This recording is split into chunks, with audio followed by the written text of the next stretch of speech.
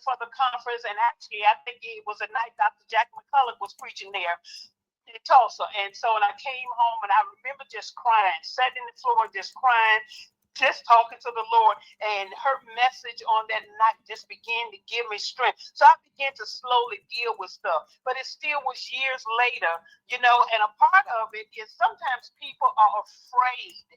Listen, if you're dealing with fear, I want to speak this word unto you about fear, because you have to control fear. Fear cannot control you. So I wrote this down even yesterday when I was praying about fear. And then I said, what is fear? And I said, in our lives, fear should be the force, the energy, the awareness that releases you when you acknowledge that it is present, and you will not be defeated by a destructive emotion. Amen. Amen. And so broken people, come on, all the broken people, yes. You need to say that fear, yes. The force, the energy, the awareness that releases you when you acknowledge that it's present. Yes, I've been through. Yes, this happened. But I will not be defeated by a destructive emotion. And that's when you begin to transition out of your broken ways, and you begin to experience your healing journey. And how many know, if you've ever been to a doctor, when you go to the doctor, you're on a healing journey, but healing ain't always instantaneous. No. It's 9 o'clock. Oops. I thank you for that, Auntie. It's so true. It's so true. And that's what I wrote in my book about the brokenness. You have to be broken for God to turn you around for you, but you have to acknowledge.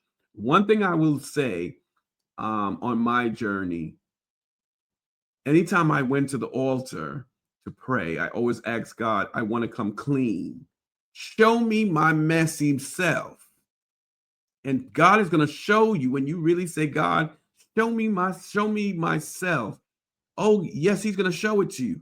And you better go there and cry it out, speak it out. Sometimes you got to pray it out. Sometimes you have to find that therapist to help you pull it out of you.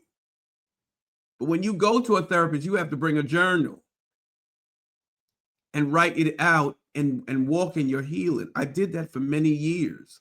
And I believe that's through all these therapists that I had. I thank God for everyone that he sent for the past 3 years. It took me to the place to push myself to read.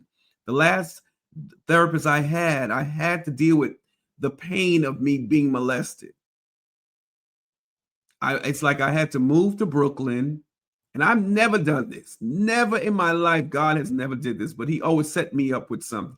And I don't know if I told you, Auntie, I went to my old house where I grew up in Brooklyn, and the Lord sent me